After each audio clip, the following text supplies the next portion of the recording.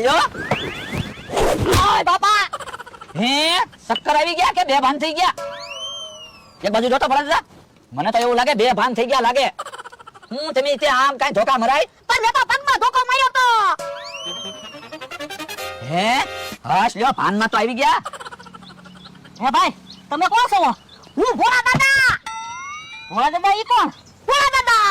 જો બોલો તમે ધોકો માર્યો ને એમાં તો યાદદાસ્ત વહી ગઈ લાગે પણ મેં તો પગમાં ધોકો માર્યો માથામાં ક્યાં ધોકો માર્યો પણ બધા કે ને પગની નસું મગજમાં આવે અને મગજની નસું પગમાં આવે આ ઈ હાચું તો હું કઈ આમ ધોકો મરાય તમે જોવો તો ખરા ઓળખતાય નથી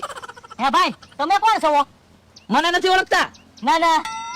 હું બકુલભાઈ બકુલભાઈ ઈ કોણ જો બોલો મને નથી ઓળખતા એ તો હવે હું થશે હું હમણાં ગામમાં જઈને બધાને કહું ભોળા દાદાએ મમરાભાઈને ધોકો માર્યો ને તે મમરાભાઈને યાદ શક્તિ વહી ગઈ ના ના એવું કોઈને ન કહેતો નકર મારું નામ આવશે ફરીવાર પાણી નાખતો પણ હવે ક્યાંય બે ભાન છે યાદ શક્તિ વહી ગઈ મમરાભાઈ જાઓ તમારી દુકાને વ્યા જાઓ મમરાભાઈ ઈ કોણ તમે મારું નામ ક્યાં મમરાભાઈ છે મારું નામ તો ભોળા દાદા છે હે મમરાભાઈ તો એમ કે મારું નામ ભોળા દાદા છે એ આજે એમ કે છે મારું નામ ભોળા દાદા છે કાલે એમ કે છે 500 વીઘા જમીન મારી છે આ ઈ હાસુ હો તો હવે શું થાય છે મને તો લાગે દવાખાને લઈ જવા પડશે હે તો હાલ દવાખાને લઈ જવી પણ તમારે નથી આવવું ત્યાં ડોક્ટર પૂછશે હું છું તો હું તો કહી દઈશ ભોળા દાદાએ ધોકો માર્યો એમાં યાદ શક્તિ વહી ગઈ હે આ ઈ હાસુ તો મને પૈસા આપો હું એકલો જાઉં દવાખાને લઈને કહી દઈશ પડી ગયા એમ એ હારું ઓલે 5000 5000 નહીં 10000 આપો કેમ એ પગનો રિપોર્ટ કરાવવો પડશે અને મગજનો રિપોર્ટ કરાવવો પડશે પણ લે યાદ શક્તિ વહી ગઈ એમાં પગનો રિપોર્ટ હું કામ કરાવો તમે ધોકો ક્યાં માર્યો પગમાં આ તો પગનો રિપોર્ટ કરાવવો જ પડે ને મેં તમને પહેલા તો કીધું પગની નસું મગજમાં આવે અને મગજની નસું પગમાં આવે એ હારું ઓલે 10000 હાલો દવાખાને જવાનું છે દવાખાને જવાનું છે હા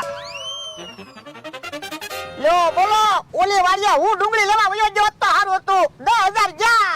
લ્યો 10000 આવી ગયા તો હું આપણે ઉસીના પૈસા લેવા ગયા હોત ને તો નો આપે આમ કેવા 10000 રૂપિયા આપી દીધા પણ બી ગયા તા એટલે 10000 આપ્યા એને એમ જ લાગ્યું હાસુન મમરાભાઈ ને યાદ શક્તિ વહી ગઈ હા બુદ્ધિ વગરના છે એને કઈ ખબર નથી પડતી પગમાં ધોકો મારવાથી યાદ શક્તિ થોડી જાય એ હારું છે બુદ્ધિ નથી આપણે તો પૈસા આવ્યા કરે આ ઈ હાસુ હે કઈ બોલતા નહીં હું બકુલભાઈ મમરાભાઈ ઉભા એમને હા અને તું શું લઈ આવ્યો એ ઓલી વાડિયા ડુંગળી લેવા ગયો તો મેં કીધું દરરોજ ડુંગળીનું શાક બનાવી તો ભોળા દાદાને બકાલાના પૈસા તો બસે હા ઈ હાસું પૈસા બસાવજો હો એ હવે વાતું નથી કરવી મને વજન લાગ્યો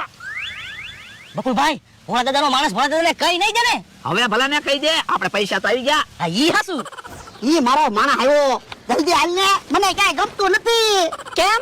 એ તું ઓલી વાડિયા ડુંગળી લેવા ગયો પછી બકુરો મમરાભાઈ આવ્યા મમરાભાઈ મારી મસ્તી કરતા હતા મેં એના પગમાં ધોકો માર્યો તો એની યાદ શક્તિ વહી ગઈ કોઈ તો ઓળખતા નથી